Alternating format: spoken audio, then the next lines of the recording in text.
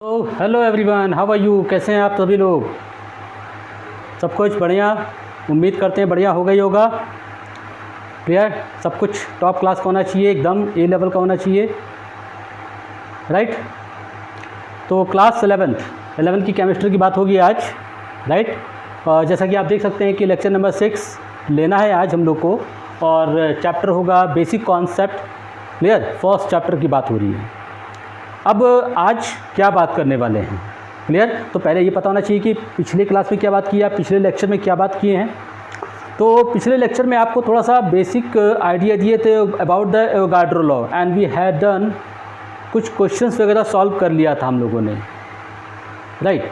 तो देखो आज ये इस लेक्चर में हम आपको बताने वाले हैं उसके आगे का हिस्सा। क्लियर? पर ध्यान रहे स्टूडेंट्स कि प्रैक्टिस बहुत ज़रूरी है, प्रैक्टिस करना ही होगा आपको, राइट? चलिए, तो आज बात करते हैं एक छोटे से एक टॉपिक पे जिसका पॉइंट है एटॉमिक मास एंड मॉलिक्यूलर मास।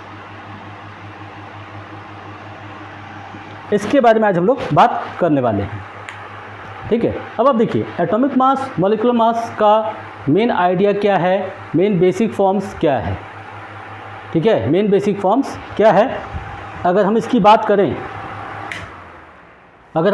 करें तो मैं आपको एकदम एक छोटी सी बात बता देता हूँ कि जब आप किसी एटम के मास को प्रेजेंट करते हैं, राइट, तो वो उसका एटॉमिक मास होगा, और अगर किसी मॉलिक्यूल के मास को प्रेजेंट करते हैं, ठीक है, तो वो मॉलिक्यूलर मास होगा। फिर से सुनिएगा, अगर आप किसी एटम के मास को, क्लियर, ग्राम में प्रेजेंट करते हैं तो वो ग्राम एटॉमिक मास होगा, और अगर किसी मॉलिक्यूल के मास को, राइट, ग्राम में प्रेजेंट करते हैं तो ग्राम मॉलिक्यूलर मास होगा। कहने का मतलब क्या है? सब शब्दों का हेर फेर है भैया। मास, इसका मास है तो किसका मास है? तो मार्कर का मास है। क्लियर? नाम तो देना पड़ेगा ना मुझे। अब ये थोड़ी कह देंगे कि ये पंखा का मास है।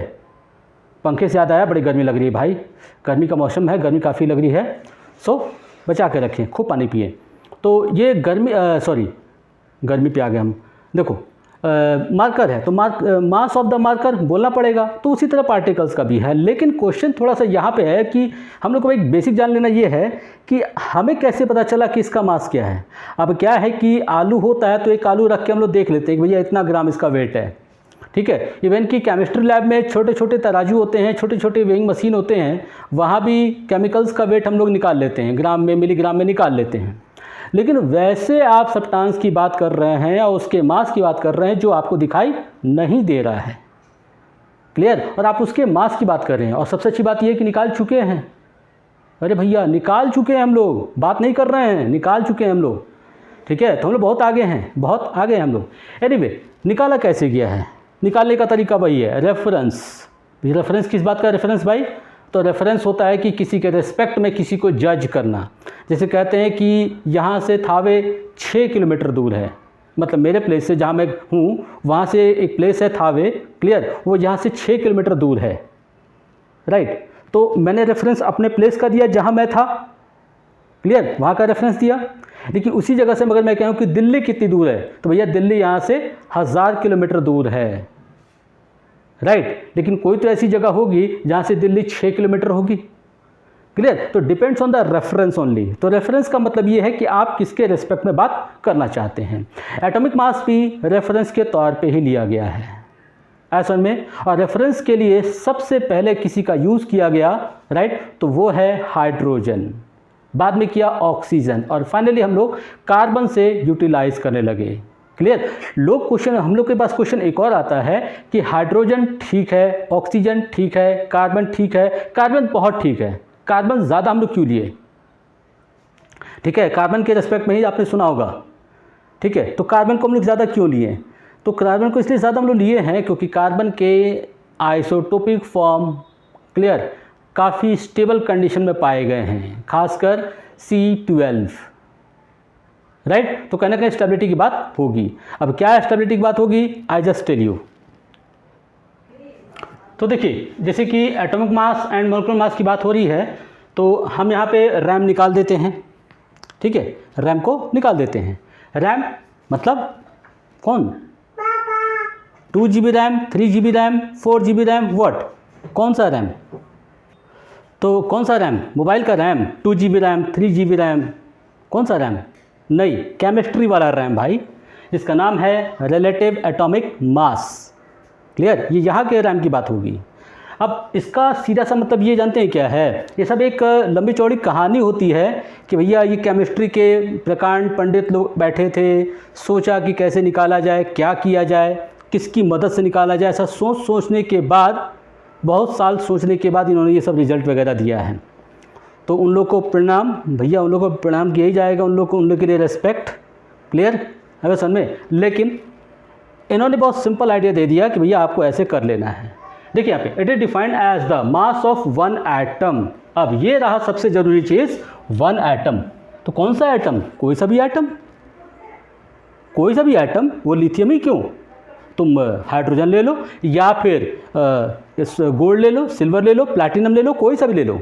तो one atom is n times, n times का मतलब क्या? उसका मल्टीपल 2 टाइम, 3 टाइम, 4 टाइम कुछ तो होगा, तो डेटा से पता चल जाएगा। तो n times heavier than the mass of one hydrogen atom, अगर आप हाइड्रोजन स्केल यूज़ कर रहे हैं तब, और 1/12 mass of one C12 atom अगर आप कार्बन स्केल यूज़ कर रहे हैं तो, और 1/16 मास ऑफ वन ऑक्सीजन 16 एटम अगर आप ऑक्सीजन स्केल यूज़ कर रहे हैं तो यहीं पर हम लोग एक चीज़ ध्यान रहे कि 3 स्केल हो गया। एक स्केल ये हाइड्रोजन स्केल, एक कार्बन स्केल, और एक कौन सा? Oxygen scale. तो ये 3 स्केल हो गए जिस पे हम लोग मेजरमेंट कर लेते हैं।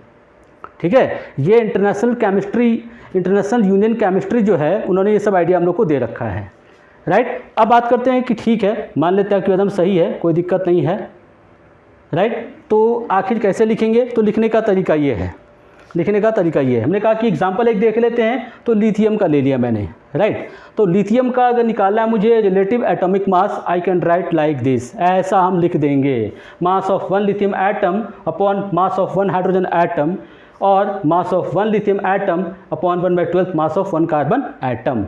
क्लियर? नाउ पॉइंट कम्स, बोले कैसे भैया? बोलना भी तो पड़ेगा। क्लियर? तो जानते हो कि मास ऑफ वन लिथियम एटम कितना होगा? 7 होगा।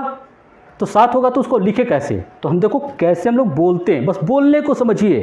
ये कोई बहुत बड़ा कोई कहानी नहीं है, कॉन्सेप्ट नहीं है कि इसके बारे में बहुत ज़्यादा चर्चा की जाए। आपको बात को समझ लेना है। देखिए, the mass of lithium, mass of one lithium atom is 7 times 7 Guna 7 times heavier than the mass of one hydrogen atom. ठीक है, चलिए कार्बन के रेस्पेक्ट में बोलते हैं। The mass of lithium, one lithium atom is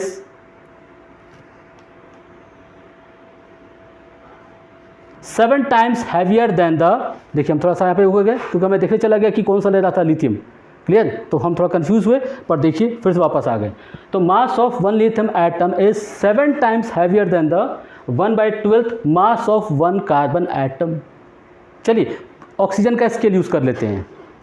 तो मास of one lithium atom is 7 times heavier than the 1/16 mass of one oxygen 16 atom. Is that clear? तो आप देख सकते हैं कि तीनों स्केल पे बोलने का मेरा सेंस एक ही है।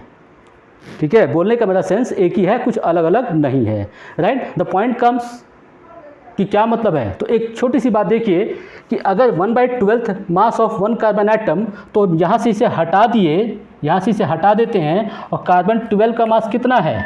12 ही है ना, तो कैंसिल कर दीजिए। कितना है ये? 1 ही आता है ना। तो जब 1 आता है और ऊपर 7 लिखेंगे तो 7/1 भाई 7/1। क्या लिखें? इसके रेस्पेक्ट में ये 7 गुना हैवियर नहीं है। बात वही हो गई। कहने मतलब बोलने का तरीका और समझने का तरीका वो बहुत ज़रूरी है। हो जाएगा ये क्लियर? अब तुरंत एक क्वेश्चन कर लेते हैं हम लोग कि carbon scale most important scale क्यों है। राइट? देखिए एक क्वेश्चन हो जाता है,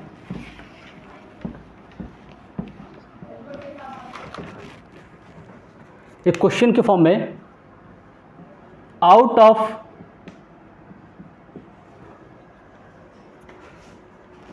out of 3 scale comma carbon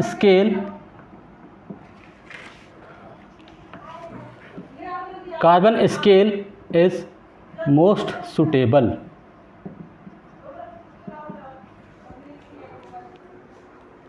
आई बात समझ में? क्वेश्चन कोई पूछ लेता है, इसका आंसर एकदम तुरंत दीजिए, उसको आंसर तुरंत दीजिए, एकदम मत घबराइए, उसको आंसर तुरंत दीजिए, ठीक है? कैसा आंसर दीजिएगा, देखिए क्या लिखना होगा आंसर में। आंसर में आपको लिखा होगा due to high abundance in nature of C12 forms। Clear? देखिए बहुत सीधा सा लिखा मैंने, ये देखिए हाई एबंडेंस मतलब जो कार्बन के आइसोटोप्स हैं, कार्बन के आइसोटोप्स मतलब कि C12, C13, C14 ये सब हैं। लेकिन ये जो फॉर्म्स है ना, ये जो फॉर्म है इसकी अवेलेबिलिटी बहुत है, यानी कि प्रचुर मात्रा में, बहुत ज़्यादा मात्रा में पाया जाता है नेचर में। क्लियर? इसकी अवेलेबिलिटी मोर देन 98% है।